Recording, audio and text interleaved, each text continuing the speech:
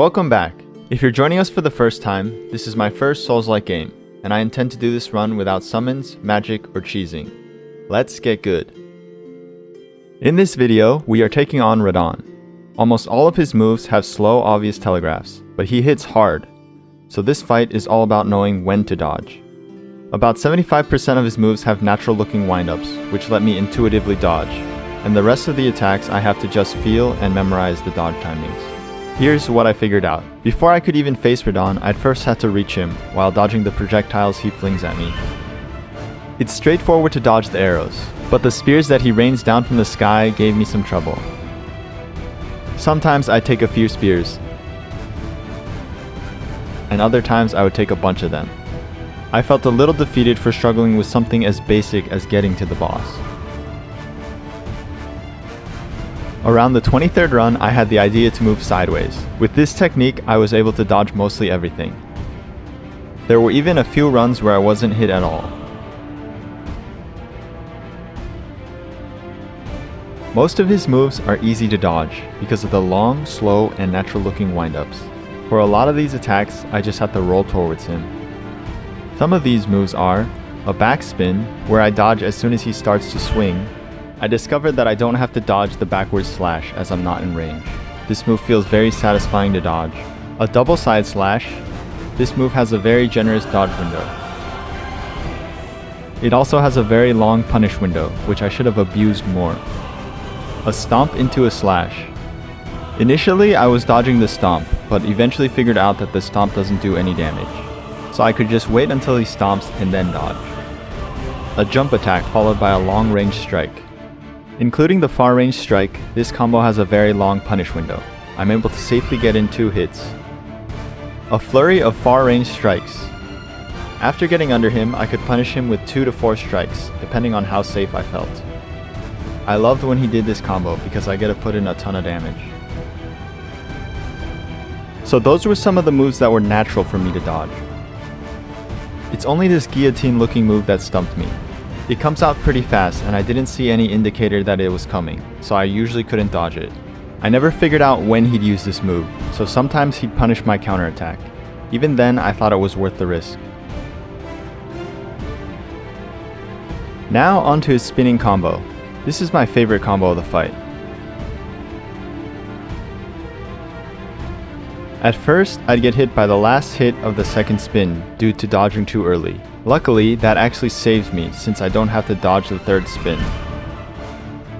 Around the 10th run, I knew the combo pattern. It's a double slash, slash in the opposite direction, brief pause, spin attack, a longer pause, then another spin attack. Now I just have to build up the muscle memory for the roll timings. I immediately dodge after the double slash, and for the spin attacks, I can't react that fast, so I just memorize the timings and dodge when it's time. When I dodge the full combo, it feels amazing. It's like we're dancing. I know what his steps are, I know what steps I'm supposed to do, I just need to execute. After all that dodging, I still have to walk to punish. So I start rolling in into the right instead of in into the left on the 2nd spin attack. It's scary to change what's working, but this way I have more time to react to the next attack. Next up, the horseback combos, which has 2 variants. A delayed slash into an overhand slash, or a delayed slash into an underhand slash. I dodged the delayed slash on feeling. It might be react dodgeable, but I didn't see much of a windup. Instead, I just kind of felt when to dodge based on how long he was riding, and maybe subconsciously I saw his body turning. The overhand slash has a natural windup, so it's easy to dodge, but this underhand slash is a little tricky. I'd react dodge to him dipping his sword into the sand and end up rolling too early. Eventually, it clicked that when I see that, I need to wait just a little bit before rolling. After the overhand or underhand slash, he'd usually follow up with a few more attacks, and I'd wait for the stomp sword as my cue to punish. Additionally, he can just start the combo off with an underhand slash. This kept me on my toes. His dive attack tripped me up.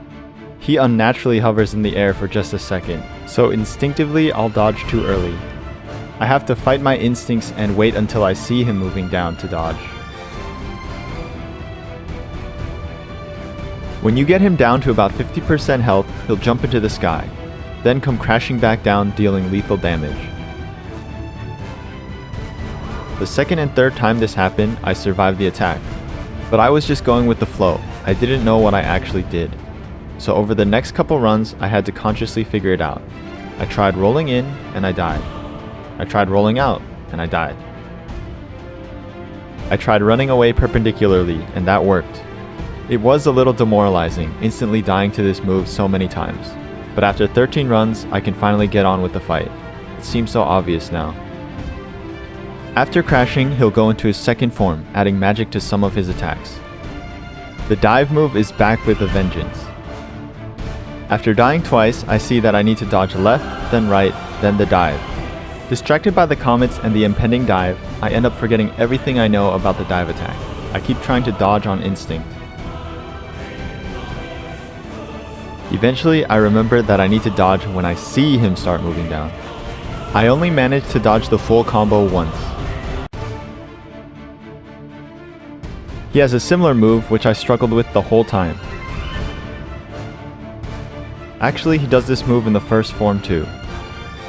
I had a lot of trouble dodging the small orbs. They instantly accelerate and move a lot faster than I think they will.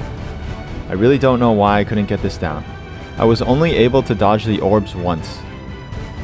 Lastly, he has a spinning dive, which is a pure reflex check. I only saw him do this twice, and I was only able to dodge the second hit here. Let's go over some of my runs. The 10th run is the first time I see his meteor move. In run 12, I had to fight him on the right side for a while. Everything felt a little weird. It's like fighting on the second player side in a fighting game. It was so uncomfortable that I made a mental note to try not to do that. In run 13, I got him down to about 25% health. This was the first time I saw comets added to the dive move. The next times I get close to beating him are run 23 and run 26, but I'm still dying to the new dive move. I thought I was going to beat him soon because I got him down to about 5% health. It takes around 20 more runs until I finally beat him. I got him down to around 25% health a few more times, but actually right before the final fight I had a string of bad runs. I couldn't even get to his second form, and I even died to his meteor attack. Compared to the other runs, there's not much that I did differently. I stuck with the same strategy that I developed from the first few runs. Stay close and try to get under him. I think the only difference was I successfully dodged the instant lethal attacks. It's the only run where I dodged the full comet dive combo, and the only run where I dodged part of the spinning dive attack. I finish him off while he's reloading his comets. GG! It took me 45 runs or about 2 hours to beat Radahn. Anyways, thanks for watching.